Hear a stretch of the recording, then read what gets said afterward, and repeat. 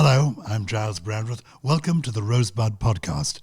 This week, we're marking International Women's Day with a remarkable conversation with someone whose story is truly remarkable.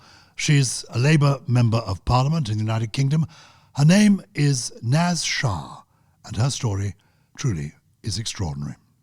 Welcome to Rosebud. Naz Shah, born on the 13th of November 1973. My first question is simply this. What, Naz, is your very first memory? Thank you, Gyles. My first memory is being on top of a brown Panasonic TV, and it was colour because it had 4 coloured dots on it, which were new. And my dad was spinning me around on it, and he was singing the Boney M song. It was literally a brown girl in the ring, tra-la-la-la-la, yeah. Where was this? This was in Hartman Place in Bradford, in my constituency, what I serve now, yeah. Yeah, because you were born in Bradford. I was born in Bradford, born in my constituency, raised, albeit some time away, and then, and I represent it now. And you mentioned there your father. Tell me about your father. Who was he? What was his name? And then tell me about your mother. His name was Abid. Abid? How do you spell that? Abid Shah, A-B-I-D. Abid Shah. He was a good-looking guy. He had a personality, an infectious personality. When he walked into the room, you knew he entered. He was the most popular father in the street because he bought sweets. And I remember all the kids used to run to ours, and he always had a bag of sweets ready. He had a really lovely aura about him, and he was tall, dark and handsome, as they say. Yeah. Well done, him. And your mother? And my mum, Zora. She's say that name again. Zora. And how do you spell that? Z-O-O-R-A. Lovely. And Zora, when my dad and her married, she was only 17. She came from Pakistan, so she didn't speak the language like my dad did. And she's frail, slim, 5'2". She's in her 70s now, but she still gets out and about on her walking sticks. And how did they meet? Where did they meet? Well, it was a traditional arranged marriage to her first cousin, her dad's brother's son. And they married when she was 17, and I think he was 19. And he'd been living in the UK, so he went to school in the UK. So he spoke with a broad Yorkshire accent. And my mum was raised in a very conservative village. She was the youngest of her 6 siblings. And she was, in her words, the apple of her dad's eye. And she had a boisterous nature about her. And she was told you were going to marry your first cousin? Yep. And she accepted that with a good grace because she was absolutely. A well-brought-up girl? Absolutely. It wasn't, it's really funny because when I watch Bridgerton and I see how people, in the old English way, how girls were picked to suit it to so-and-so, it wasn't very dissimilar. It was just in a different era. Generally, it was the done thing at the time. Yeah. And they lived where? What was the sort of house that you were living in? Bradford, Grantham Street in Bradford, which again is in my constituency. So Mum and Dad were living there when they had me. And what do you remember of them when they were together? Your very earliest memories of them as a couple? That's where it gets a bit tricky. So my earliest memories of them when they were a couple is my dad beating my mum. Yeah, so that's what... Gosh, that's your first memory of him. That's one of my first memories, yes. My memories aren't of laughter. They're not of a couple going out together, doing things together like a normal family. But to me, that was my normal. My normal was Dad coming home from work. He worked night shifts in a mill. And my earliest memory was, my mum has very long hair, and it's in a plait, and him having her plait in his hand, and dragging her and beating her. Dragging her and beating her? Yeah. And you witnessed this with your own eyes yes, as a little girl? Yes, I witnessed it with my own eyes. Were there any brothers and sisters? Did you have siblings? So I was the first born, so I was the eldest. I had a brother who came along. He was a baby. And so at that time, we lived in Anvil Street at the time. So that was my first memory. And it's a bitter, difficult memory to have. It's difficult. Can you picture how you felt about it at the time? I remember my mum's eyes and the look on her face because I ran up the stairs. So we lived in a back-to-back house in Anvil Street, and you had to go down these stone stairs and you turned left, and that was the entrance to the house on the right.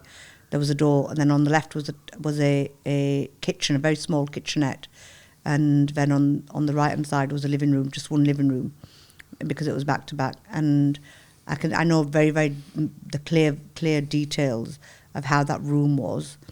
And I remember my mum begging me to go call somebody, so I ran up the stairs, crossed the road, ran up to another set of stairs, banged on the neighbour's door to somebody come and stop him beating her. And that is one of my first memories. And those steps seemed like, because I was only tiny, I was 5 or 6 years old, them steps seemed like a mountain to climb. And I remember just wanting him to stop. And what language do you and your mother speak together?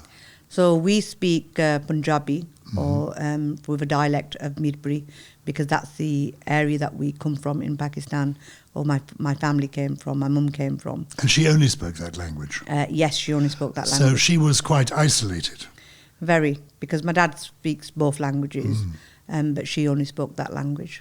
And who was she sending you to get help from? The neighbours, they were fellow Pakistani neighbours who lived in the street, so she was telling me to go get them. And did help come? Oh, they came and they stopped him, yeah. They came and stopped him. And what was prompting him to behave like this? So that I'll never understand. I never, whether it was... So like I said, my mum had a boisterous, free nature kind of streak in her. And it was... the old saying where you say children should be seen and not heard? It's a bit like that. A woman in that mindset, in that culture, at the time, very, very different. You're expected to be an obedient wife. You're expected to be... And maybe she wasn't obedient. Maybe she shared her opinions. I don't know the detail of that, but it's like anything, isn't it? Why do men beat women? And how frequently was this happening? Well, I witnessed it quite a lot, but I also had some good memories of mum, washing up and in the kitchen. And I remember being in a rocking chair my dad was in, and I was play fighting with him, and I remember winding him, and my mum screamed out of the kitchen, "What have you done to him?" And he just said, "It's okay, it's okay. It's we're just playing." So there were some of those memories.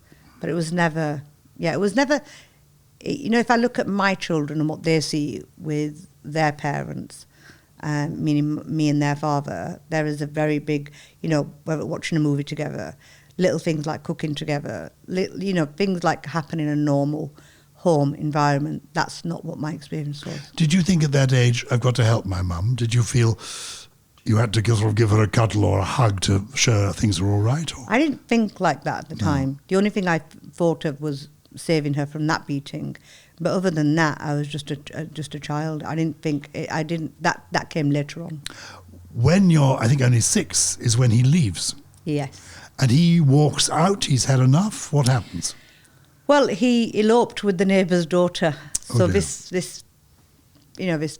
man that I'd adored and loved so dearly, and I was the apple of his eye, he left for the neighbour's daughter. He had a car in those days, which was rare to have a car, just like the colour TV.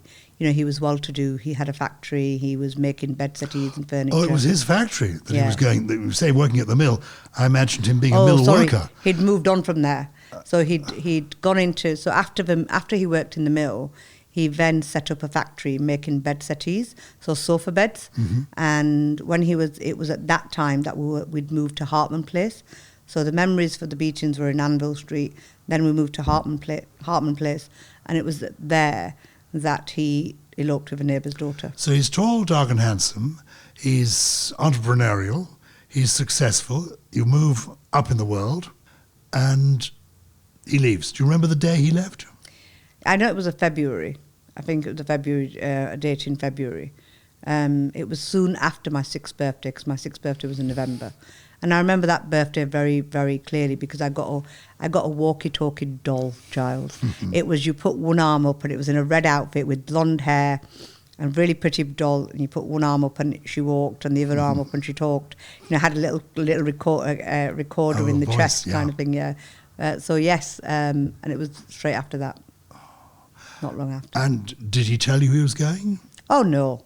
He eloped. An affair is bad any day, right? But then if you're taking a neighbour's daughter and going, the whole concept of izzat, which is so izzat is a word called, it's honour, right? So my book is called Honoured.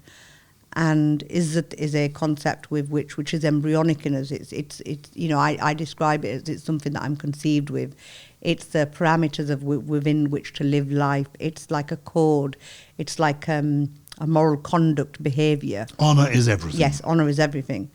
So you hear about, and I don't like the term in this context, but you hear about honour killings because of honour. And if you've run off with somebody's daughter, that daughter is their honour. So when you elope and this is 1980, it was bad. There was the days of the bounty hunters.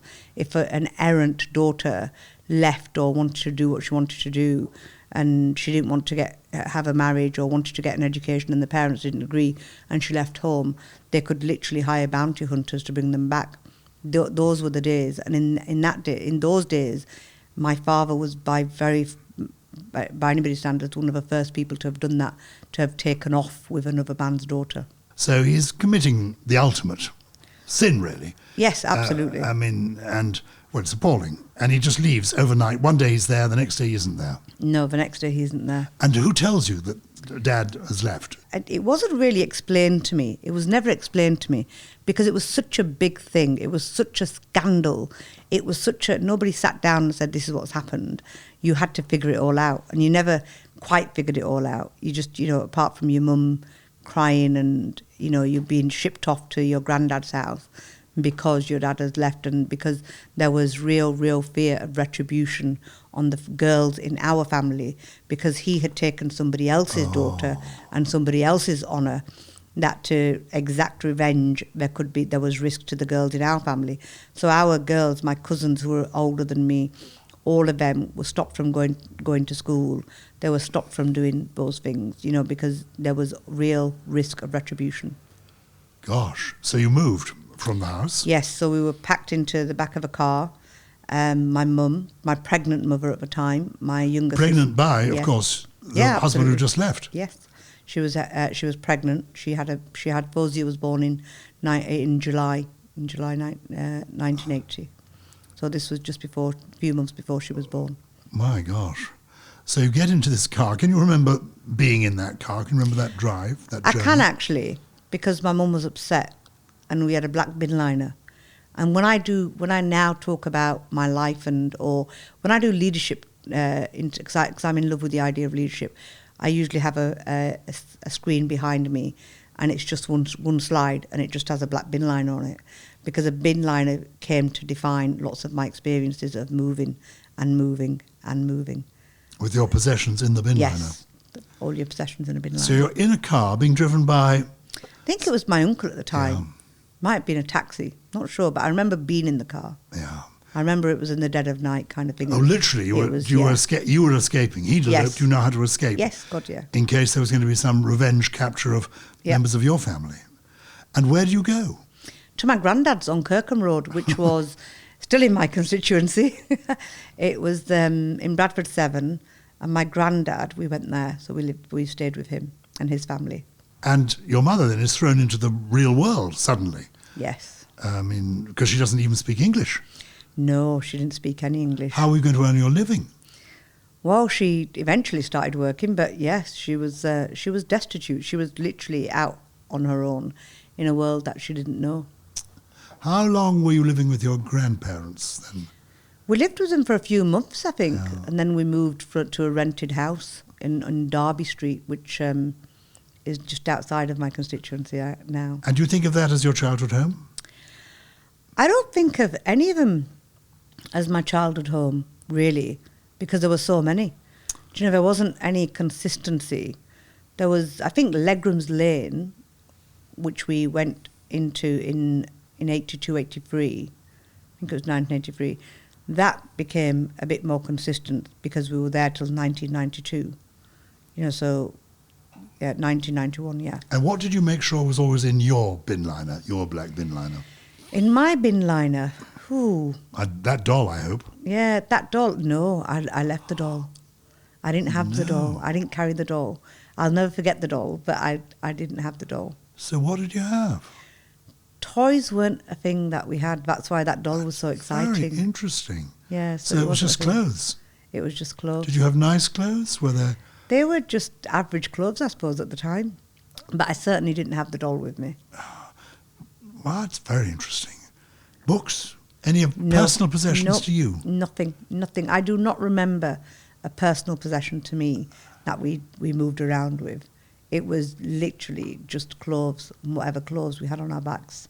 And how was your relationship with your mother during these years when you were nomadic? Because you're growing up by now. You're sort of 6 to 8, aren't you? It's either, if you look at it from a child's eyes, you don't really think about these things. It's just you're normal. It's like when you listen to people who have grown up in poverty, they don't realise they've grown up in poverty until they leave poverty, because that's what's normal to them. So to me, that was my normal.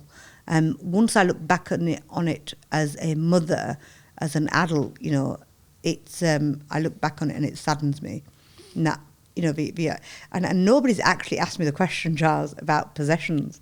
You know, nobody's ever asked me that detail before about what did I carry. So that will give me something to reflect on, because it actually saddens me thinking that actually I didn't have a possession. I didn't have that favourite toy. I didn't have that book, you know. At 6, you must have been at school by then. I'm not sure I was at that point. I used to go to nursery, and Green Lane was which is where Barbara Castle launched her preschool meals. So yes, I was at Green Lane Nursery, and then I went to Green Lane Primary for a bit.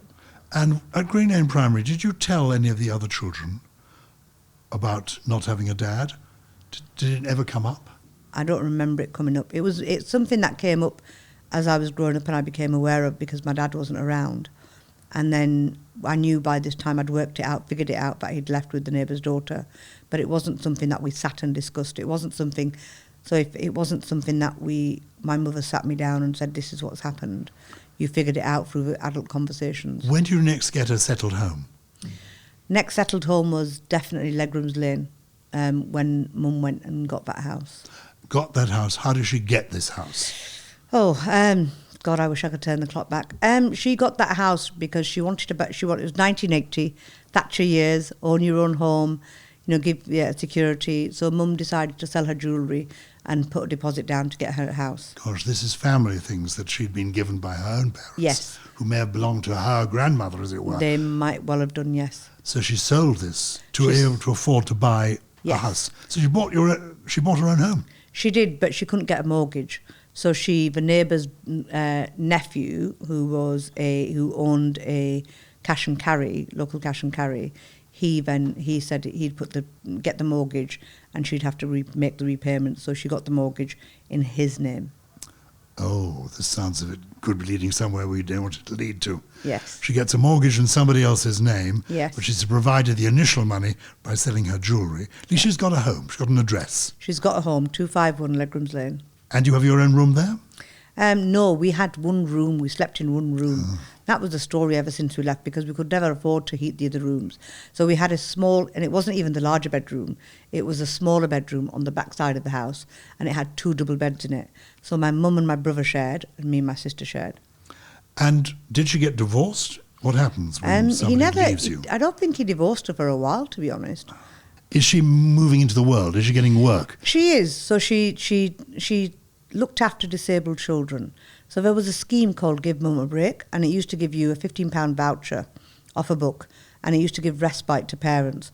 So she used to do, and it didn't affect her benefits. So she used that. So she'd get 2 free children. So she'd get an extra £15. If she got 2 shifts, she'd get another £30. Or if she had half a voucher, it would be £7. So she used to work and save her money like that. And then she got a job at a doctor's surgery, cleaning Dr. Modi's surgery. So she used to earn money wherever she could. And did you help her to learn English? Yes, she did start learning English. Very broken English at that point. Very broken, but enough to get her by. And were you helping her? Yes, I had to become a little soldier. I had to become, at that point, you know, the earlier question you asked me, when you had to feel you had to help her. At that point, when you know your mum can't speak English, you become a little translator.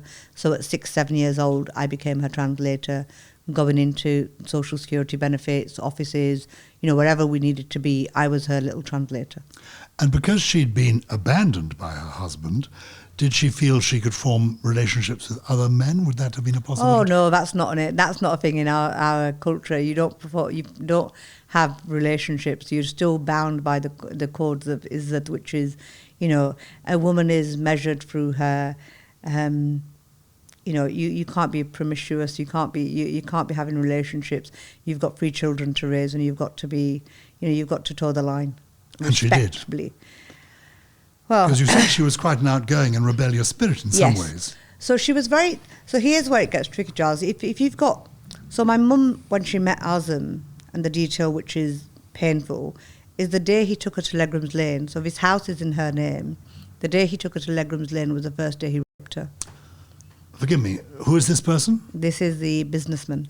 Who was offering to help her? Yes. But he actually rapes her.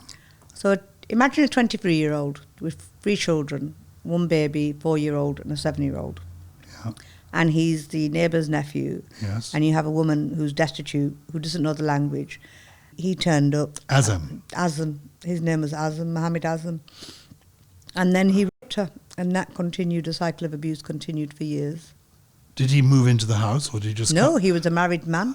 Gosh. Respectable married man who owned a cash and carry. Turned out he got convicted for drug trafficking. He went to prison. And when did you discover that this was happening to your mother? Not at the time. Oh, God, no, not till 1990s. My mum kept a lid on it. It's not something you talk about. It's not something... Of course not. It was her sexual exploitation. If you look at it in today's lens, with what I know now, that was sexual exploitation. Of course. It was a vulnerable 23-year-old with 3 children, single parent, living on her own in squalid conditions. She was very, very vulnerable. And he had taken out the mortgage in her name? In his name. In his name, but she was paying for it. She was paying for it.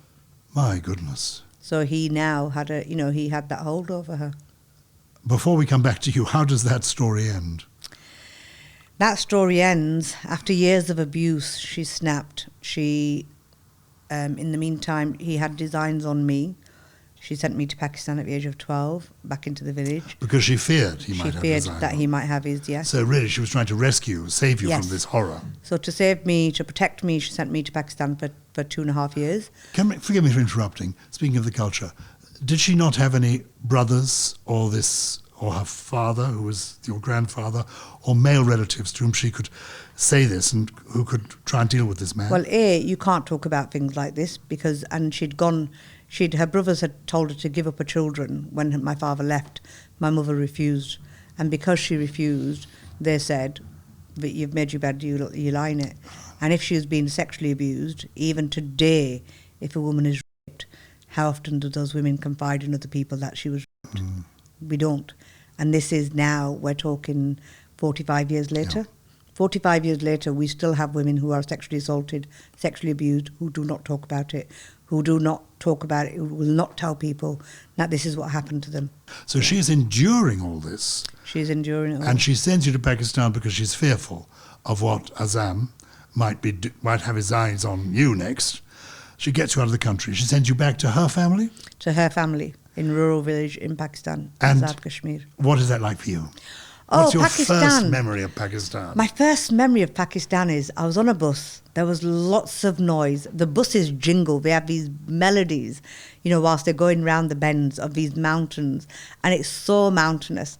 And because I was like a little celebrity in that bus, because I was this little 12-year-old and I can speak, I was really talkative. I was intrigued. I was fascinated.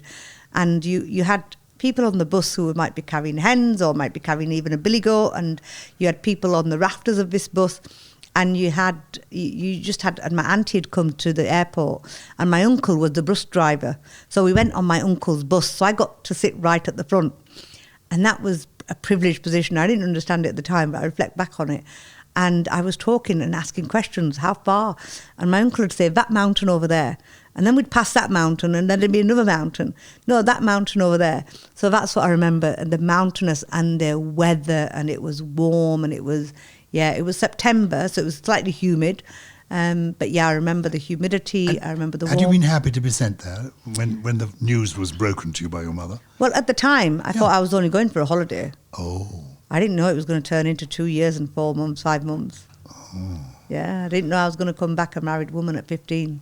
Extraordinary. Or a married so girl. The early days there are quite good in Pakistan. Oh, yes, I was excited. We had chickens, we had hens, we had buffalo, we had a donkey, we had dog. It was brilliant. Imagine, goats running around and, you've got these little, when the chickens, when they had baby chicks, right, you had to isolate the mother because you couldn't pick up a little chick, right, because the mother would attack you. So you'd put the hen into a basket, try and lure her in with some seeds, and then you'd have these little baby chickens that you could hold, and it was a dream. It was like living on a farm. That's what it was like to begin with. And when was the day, can you remember the day when it began to go wrong, when somebody said to you, we have a husband in mind for you? Oh, I can remember that like it's like in Technicolor. Well, describe I was out, it to me. yeah, so I was out. So I used to take the dog for a walk. We had a lovely dog. And I went out and I'd play with the boys because I'd been raised like a little tomboy because my dad there were 9 brothers and I was the eldest of the eldest son's daughter.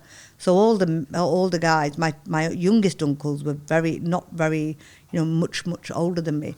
So I was, and the cousins, the boys, I was like a little tomboy, and I liked that. I liked playing with them. I liked the going out with the boys and taking the dog for a walk. And then my cousin once pulled me up, and she said to me, I was only literally 13, 14 at the time. No, I was 14. And she said to me, she went, you need to stop doing that. And I said, why? She went, you're going to be marrying him. And that was it. It was just... It's like the take of a movie when you just stop and you just kind of like... And it was one of these boys who was either a cousin or an uncle of yours. A cousin, first cousin. A first cousin. My mum's brother's son. Yeah. And there are health risks apart from anything else in that. But anyway, we don't need to discuss that now. So you suddenly thought, well, what did you think? I mean, you say the shutters closed. Gosh. It is. Your shutters come down and your childhood is gone. Because you've never had to think about things that adults talk about, adults do. Marriage at the age of 14, it's not something you comprehend. I'm out playing. I'm taking the dog for a walk. I'm playing. I'm a child. At that stage, was a legal marriage possible, or would it have been an engagement leading to a marriage? So from an Islamic perspective, having a nikah at 15 is you are married, because that is a legal definition of a marriage. From a British perspective, I had to be 16. So I had to go back when I was 16 to actually have a proper... So we re-registered the nikah when I was 16. Forgive me, this actually then happened? Yes, 15. This boy, and how old was he? He was 2 years older than me, so he was 17 at the time. And what was his name? Mazhar. And what did you, when you were playing with him, or walking the dog with him, what did you make of him then, before? He was just a cousin. Yeah. He was just one of the lads, one of the guys who lived in the same... We shared a courtyard. One side was his family, his dad's house, and I lived on this side with my auntie and my grandma and granddad. And did he want to marry you? At the time, I think he did, yeah. But that was, the maturity in men of that in a conservative village is much more different. The way you look at life is much more different. The lens with which you look at life is much more different. So it's an expectation. Whereas for me, it was never an expectation until that point. Because you'd been brought up in Britain. Yeah, absolutely. You just thought, I'm a 14-year-old. Yeah, absolutely. But he thought, I've been brought up in Pakistan, I'm 16. If my family say I'm to marry, I'm to marry. Yes, absolutely. So he just took it on board. Absolutely. And you did get married? I did, at 15. And can you remember the wedding day?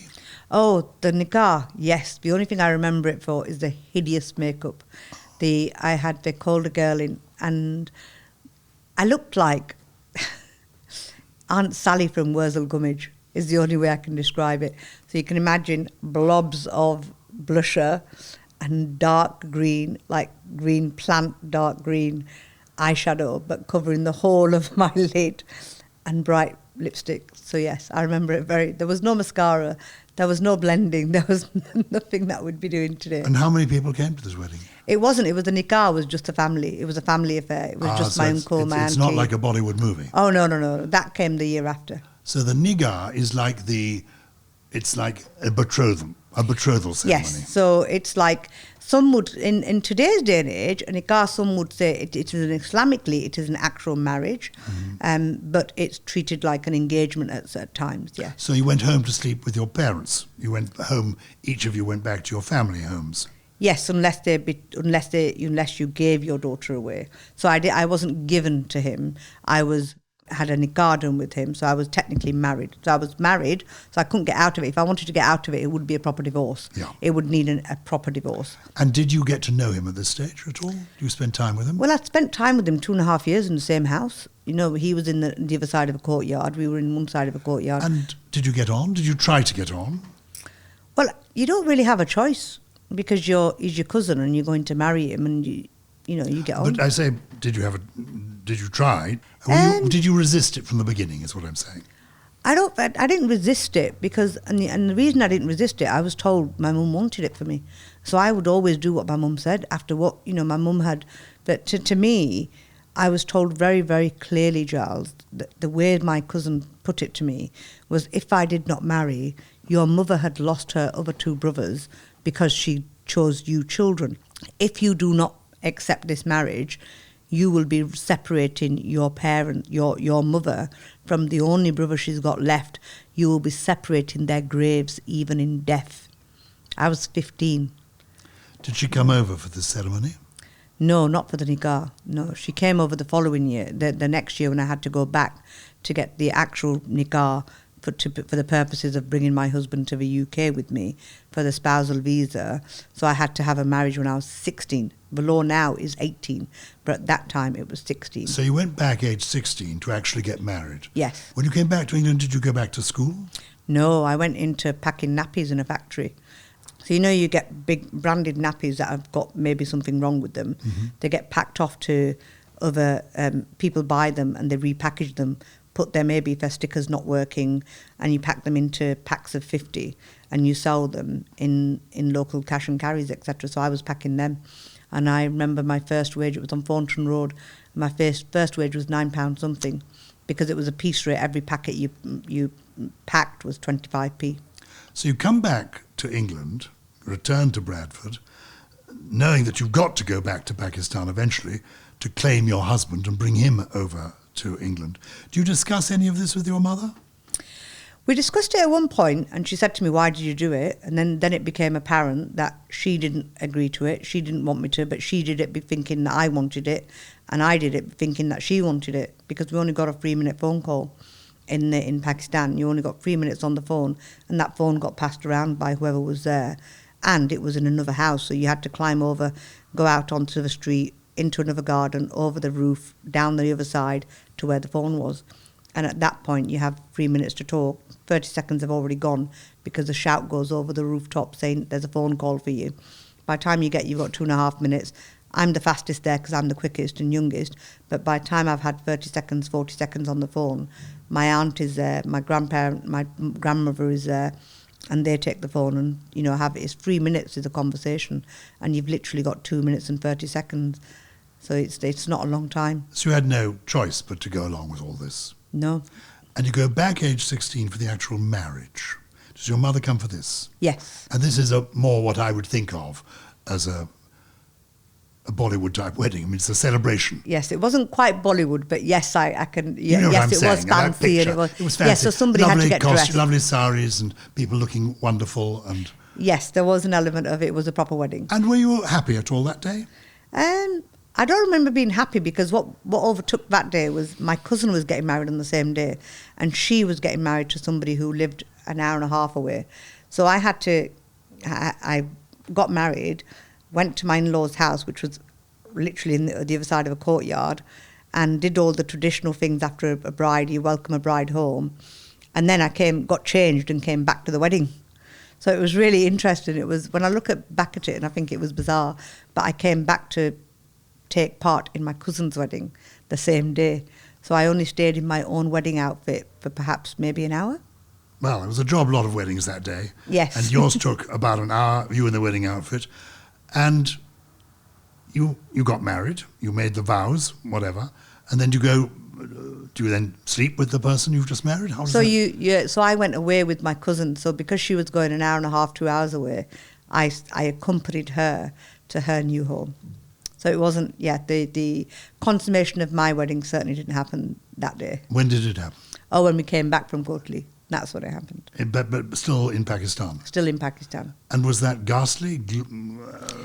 Oh, God, Gyles, we didn't talk about sex them days. We didn't talk about, but it was happening. It was happening. In retrospect. I mean, what is your recollection of that experience, what I'm saying?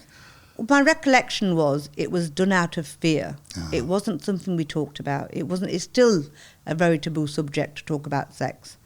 And my recollection of it is it was something that was, seen as a dirty thing. It was just a thing you had to do. There was no concept of, when you're in, the concept, what I understand today is two people meet. They want to be together. They get married. They have, a relationship. That wasn't the case. That wasn't my radar of understanding at all. It was something that I had to do because it was a done thing. It wasn't anything else. And he had to do it too. I mean, that was his way of life as well. He was just... I think there's an expectation on both parts because by this time I was 16, he was 18. So he was what I would call a bit more of an adult by then. But yeah. Did you form a friendship with him? Was there a relationship of some sort? It was... I don't think we ever did. We didn't do things together. We didn't do, what married couples do, go out together or do things together or travel together. I was a wife, but I didn't know it was just something you got on with and you didn't think about it. You genuinely didn't think about it. And did you then bring him back to England with you? Well, no. I came back and I got a job in... I started washing NHS laundry in the NHS laundrette on Usher Street. And I worked there. And then because I had to be earning money to bring a spouse over. So I then submitted my application to get his visa for him to come to England.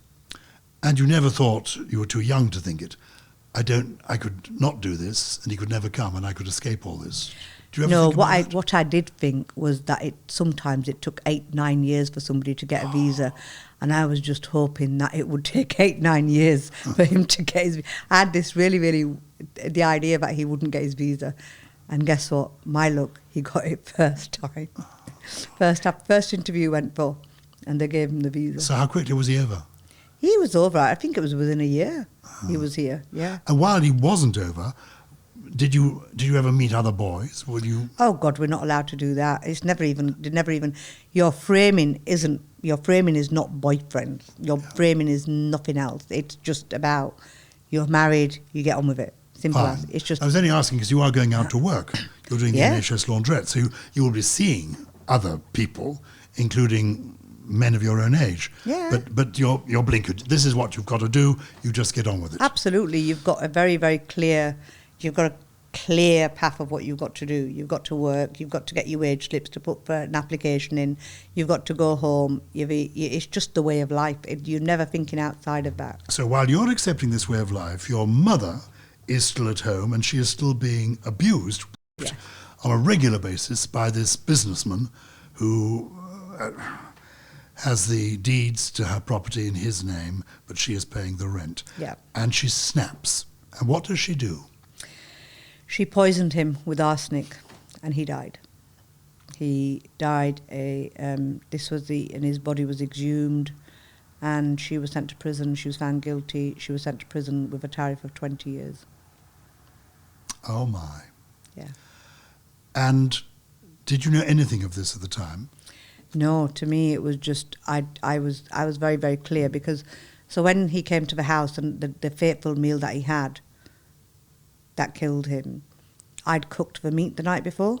So when the police came, they arrested me, they arrested my mum. And to me it was a complete, you've got this wrong, because I was grieving him. To me, he was uncle. He was a nice guy. He gave us affection. He was I didn't see him in that way at all. He'd enabled your mother to have a home. Yeah. So you thought. So I didn't think of him in a bad way at all. Not that point.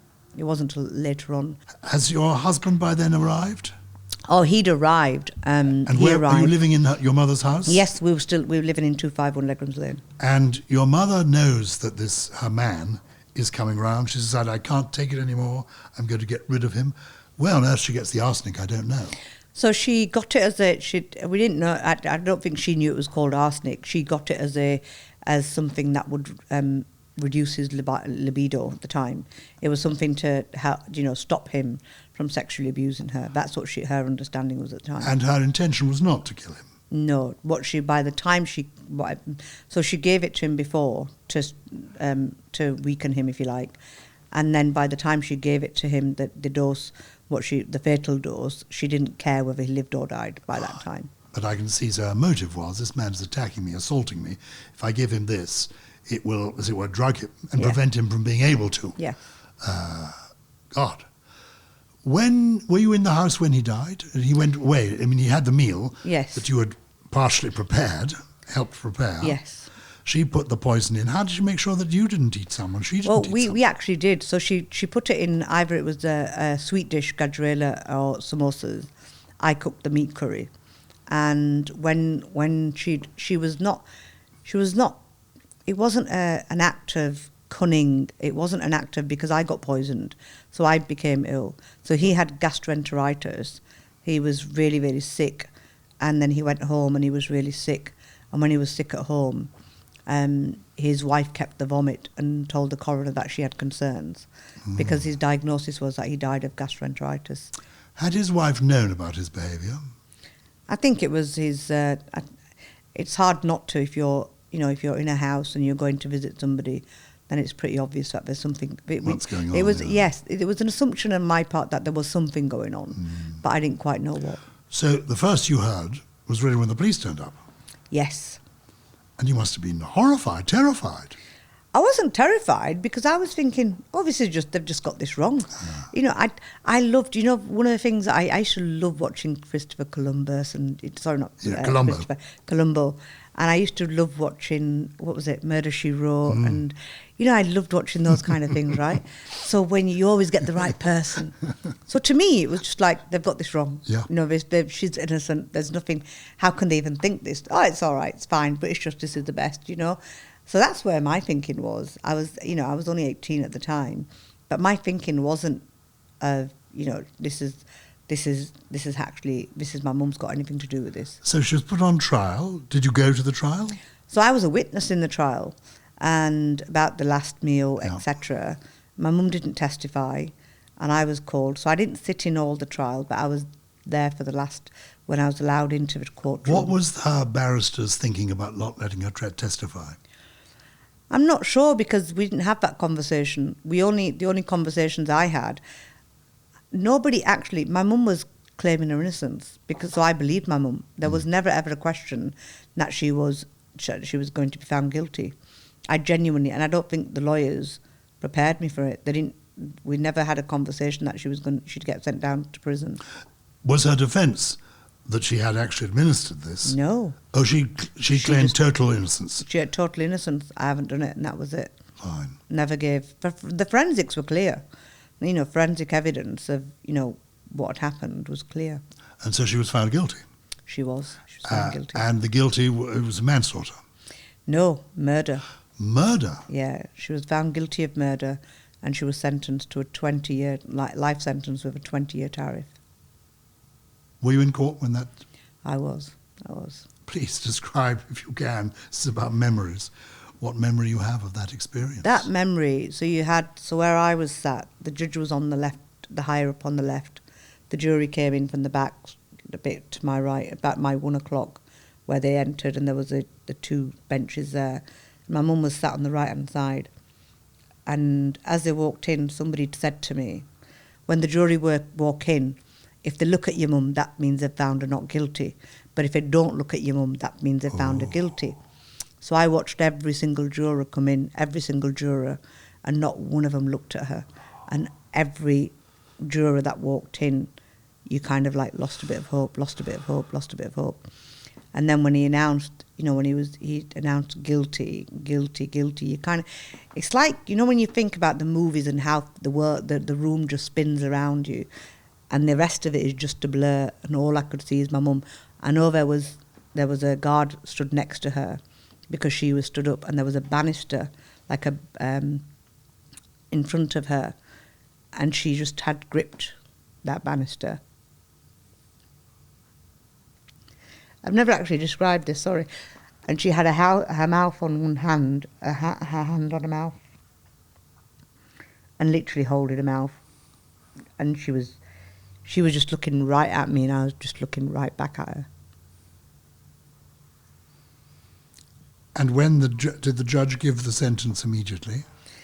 I'm not sure whether he gave it immediately or not, but you knew I think she did. Yeah. I think he gave her immediately, and then it was in December, so it was cold day. And they take you down to the cell straight away. They take Yeah, you they to took her prison down. straight away. Yeah. There's no. But she'd fond been on remand farewell. for a while now. She'd been on remand for quite a while. And what prison did she go to? What was the principal prison she was in? Well, they took her to Durham because she was lifed off, and Durham was stage 1, so category A prison. So she went to Durham, which is about an hour, 90 to 100 miles away from Bradford. And do you remember the first visit you paid to her there? I remember the first visit in Newhall much more vividly. In Durham, it was a bit more. So Newhall prison, it was in the middle of a countryside. It was in Denbydale, and you drove through the country, and it was half an hour's 45 minutes drive. It wasn't too far, and there was a single kind of story. It wasn't a big imposing building. Durham was like a big imposing building. So it was it was an institution, it was overpowering, and overwhelming. So when we went there, it was very different. And were you and your mother now able to talk in a way you'd not been free to talk before? We talked, but it's just not something we did. It's not, so my daughter's 21, my son's 18, and I've got a 14-year-old. We have conversations. We sit down and say, how do you feel about this? Let's do this together, let's do that together. Those weren't the memories that I have, Gyles, of my mum. It was just, my life was like a bit of a treadmill. You just lived for the day. You didn't think about, you went to school, you came home, you didn't have those, you ate together. In the evening, my mum insisted we eat together, and we ate out of one plate. She'd make chapatis, and we'd eat, sometimes we'd get meat if we had the money, but otherwise it was dal, and she'd make parathe, which is like ghee and butter in a chapati, tastes much nicer. So you had, you had that kind of, that was the family, familial stuff that we did. It wasn't anything when your else. mother was in prison, she had these younger, your brother and sister. Yes. Who was looking after them? I did. So I was 18, and then my brother and sister, Fozia was 11, Ray's, who are called Imi and Foz now, he was 13, so yeah. So you became a mother to them? Yes. And what was your husband doing? Because in January before my mum got locked up, I'd left him, so I'd actually left him. And how does one leave him? Well, I saved up my money. I wanted to go to university. I had this ambition, Gyles, since I was a kid, that I wanted an education. And I really wanted an education. So when I was just before, in the January before this happened, with Azam died, which was in April, I'd saved up money because I went on from washing laundrette to Seabrook's Crisps, right? And so I was packing Seabrook's Crisps, which was a big step up, because I was earning like £6 an hour then. And because at home, he was at home, I was doing more and more hours. So I learnt to buffer the floors and clean and, take on extra time. And it was only a walk away from the house, the family house on Egram's Lane. So I used to walk there, walk back, and I'd do Saturday morning shifts if I could. And then I saved money, and I decided I couldn't do this anymore. How long were you with him? Well, in 1992, I'd gone to Pakistan, I think it was in 1989, so it was about 2 years. I think it was less than 2 years, actually, and I decided I wanted out. There was no prospect of children? Well, I prayed. I went to the doctors, and I said to Dr. Abbasi, God rest his soul, I went to the doctors before I went over when I was 16, and I said, I need to go on the pill. And he sat me down and he said to me, I'll never forget his surgery. It was in the back room of a terraced house. In the front room of a terraced house was the waiting room. And he said to me, he said, a life that is going to enter will enter anyway. No amount of pill is going to stop it. So there's no point in taking a pill. It'll only not be good for you because it's a drug. So I said, okay. So then I went to Pakistan, and all I did was every time, we did the deed, if you like, or had sex, it was like, nope, God, please don't let me get pregnant. Because the one thing I was very clear about, I didn't want children. Well, God was on your side. I'm relieved. God was clear. God's always been on my side. So the day comes when you actually get up and go. Yes. I went to Watford to a friend's. So one of my friends was studying in Watford. I went to hers. She put me up for a few days. I rocked up at her place. And then I got a room. I rented a room in Watford. And the idea was that I'll get a job, I'll save up money, and then in September I'll go back to college and get my A-levels. And did you tell him you were leaving? No. I just left. You just weren't there? I just left, yeah. And did you hear from him ever again? Well, my mum, I rang because, again, I was leaving home, right? And I was leaving home, which wasn't like eloping with anybody, but it was still a scandal. It was still scandalous for a daughter to leave home, right? And not her parents not know where she was. So it was a big ruckus. It was, I'd dishonoured the family by leaving. So my mum was trying to chase me and find me. And then I rang one of my friends, and she said, look, your mum really wants to talk to you. She's absolutely beside herself. So I spoke to my mum. This was before she was in prison? Yes. Yeah. So I rang her, and she said to me, well, I've sent him away. I've sent him to Germany, she said. So come home. And I said, okay, if he's not there, I'm coming home. So I came back. I got on the next coach, and I came back. And she had sent him to Germany? No. No, she'd sent him to my cousin's house. Oh. So he was still in Bradford. So, yeah. But at least I was free from him at that point until my mum went to prison. The power of this honour idea is so great, so inculcated, isn't it? It is indeed. But you do eventually escape it. And, I mean, we're not here to talk about your marvellous working life, how you become a social worker and, work in the NHS, and then you become a parliamentarian and all the rest of it. Because, well, we're focusing on your early memories. You campaigned for your mother's release, though. I did. Because, I mean, she was guilty of something. Absolutely. She was guilty. And so what is the grounds for the campaign? So when Pragna went to see my mum, it was Pragna Patel, who runs Southall Black Sisters, one of the founding members of that organisation. She went to see my mum, and she knew, it was very clear that she'd committed the crime. The forensics don't lie in this country, right? But why does a woman at her age with 3 children kill a man? You just don't kill a man. So she then pieced it together, and my mum told her over a number of years. She started visiting her, counselling her, and my mum told her this is what was going on, and this is this is what led me to kill him. But by the time I killed him, I didn't care whether he lived or died, and that she was driven to do it. So Pragna then broke that to me and my sister, which was a revelation because I'd thought of her as innocent, and then it all fell into place. It was like all of a sudden it became clear, okay, she was driven, now it makes sense. Now it makes sense how her behaviour over the years, what's happened, what hasn't, what was really, really going on. And then we launched a campaign on the basis that it was diminished responsibility because she wasn't in the right fit state, because she'd been a victim of abuse all her, for so many years. And this was successful, ultimately? No, it wasn't. Oh. Do you know, Gyles, you've got 3 judges, and I remember saying this, I remember very clearly giving an interview to, I think it was Radio 5 Live at the time. You've got 3 white judges who are from upper class backgrounds, who are men. And this is in 1990s, early 90s. We still don't get it right when it comes to women. We still don't have an understanding of what it's like. We talked about earlier, women still don't talk about rape. We still don't talk about sexual abuse. So in them days, you had 3 white judges who just dismissed her and said she was incapable of belief because she had the opportunity to tell the truth, not understanding the concept of izzat, the concept of the pressures of a woman in any society. If right now we still don't talk about rape, it's still something we don't, that sexual abuse is not somewhere where we go. Then imagine in the 1990s, and a woman from a different culture, a more conservative culture, and that concept of izzat is your parameters within which you behave, then you're definitely not going to talk about sexual abuse. And then when you do talk about it, because you've been empowered and counselled and you understand what's happening, then you're still thinking about the concept of izzat because of your children.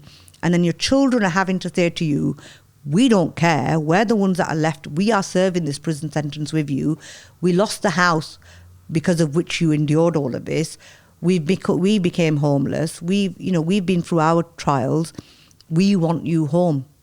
And then she talks, and then she tells her truth, and she literally, bares her soul or washes a dirty linen in public, and then it's dismissed. How many years does she serve in all? She served 14 years in all.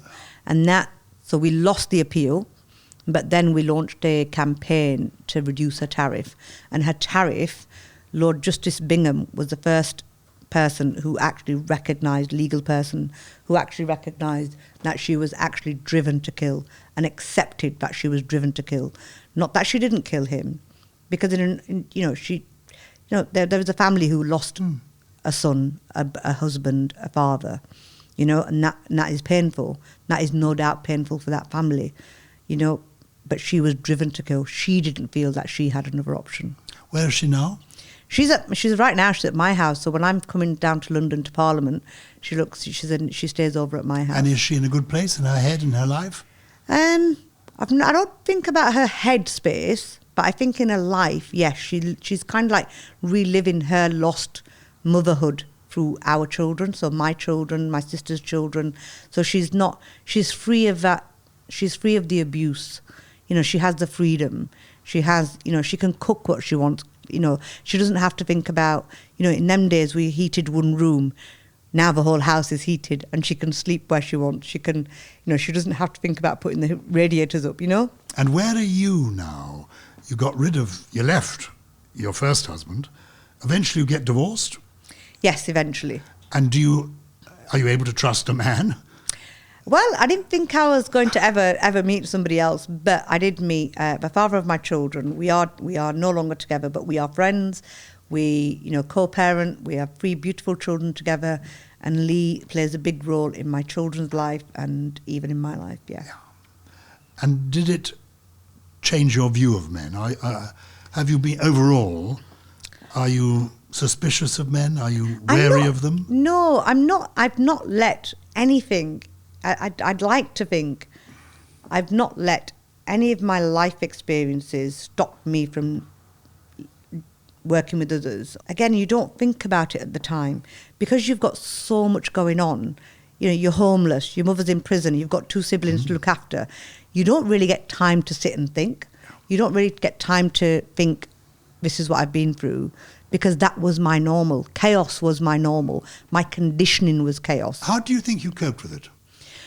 I think at the time it was flight or fight. It was adrenaline. It was getting through every day. It was never thinking about the future. There came a time when I became a Samaritan. And that's when my mental health, I became aware of my own mental health. I had 2 suicide attempts. I had my stomach pumped twice.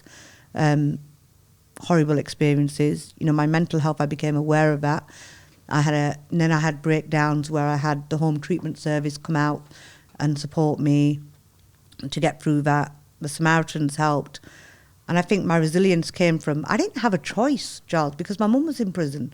My second attempt at suicide, my mum found out, and my mum sat me down in prison when I went to see her at Durham.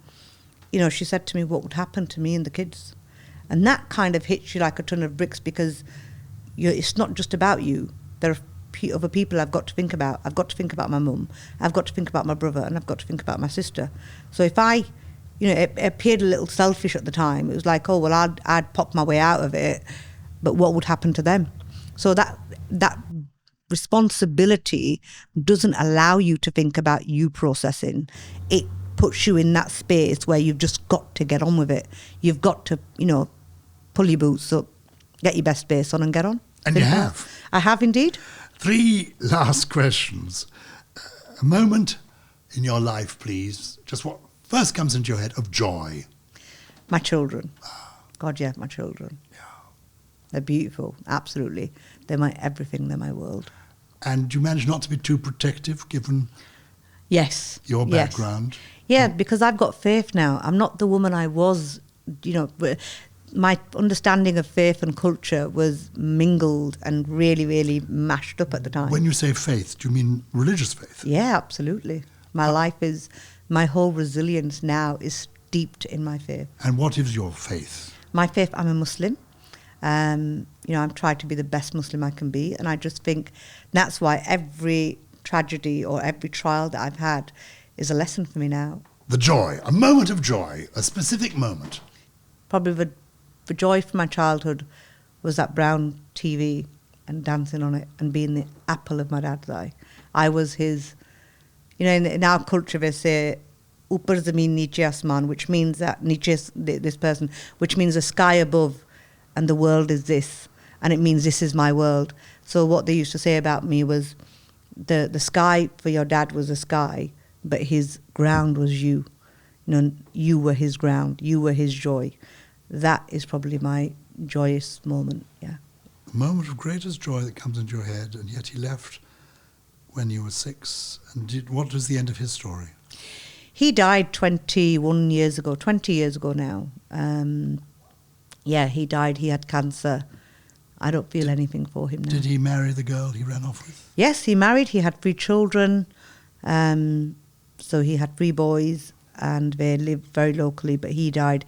He had cancer. He was, he died 21 years ago. And a moment of sadness. A moment of sadness. I think the sadness for me, it's a bitter sadness. It's bittersweet, really.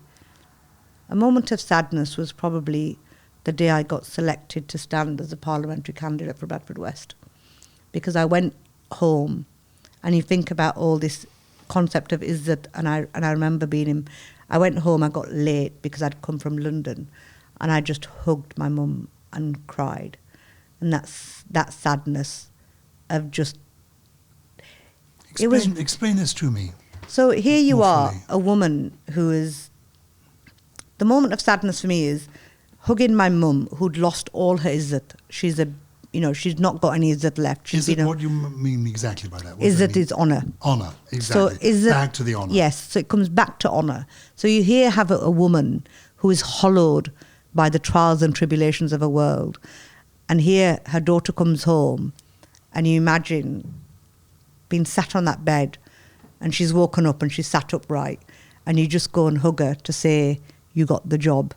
Not the election, you haven't won the election, but you've got the job. You've been selected as a candidate for Bradford West. And it's been on the news, so she knows before I've got home. But just to be able to... It's sadness because it's like the joy that would bring normally would be a joy of achievement. But the joy here is about honour, and it's still about how much honour I gave her back that day. Do you see where I'm coming from? It's really, really, yeah. I'm going to get weepy now. I absolutely see that. We end now with just one last question. What is this extraordinary story, this remarkable life of yours, and we've only touched the early years, your being this heroic member of Parliament, your service to the people of Bradford, we'll take that as read. We haven't got time for it. What, though, has your life taught you that you'd like to share with us, with your children? Because you've had a tough life. The purpose of life is to live a life of purpose. And those aren't my words. There were a young girl who was suffering from cancer, and I read it years ago, and she'd put on the back of a mirror, and she'd written lots of quotes on the mirror. And when she died, she was only 14, and when she died, she literally wrote the words, the purpose of life is to live a life of purpose. I shall remember that, and I shall remember our conversation. Naz Shah, thank you so much for joining us on Rosebud. Thank you, Gyles.